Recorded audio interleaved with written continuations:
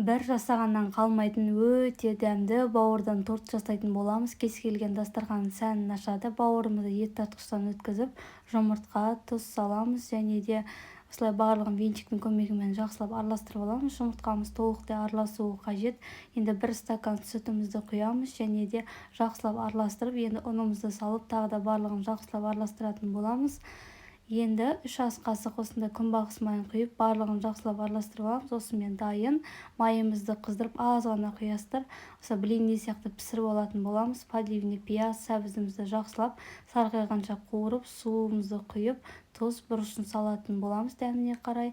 Енді осыны толықтай пісіріп алатын боламыз. Осындай сұйық болу керек дейсіз. Екі бетінде жақсылап осылай қызартып пісіріп аласыздар. Осылай екінші бетіне аударып, баяу отта бір 10-15 минуттай піседі. Барлығын осылай пісіріп алып, майонез бен чесногымызды араластырып алатын боламыз. Арасына осылай жағып шығасыздар. Майонез көп жағудың қажеті жоқ. Подливымызды осылай жағып шығатын боламыз. Барлығын осылай дәл осылай қайталап шығатын боласыздар.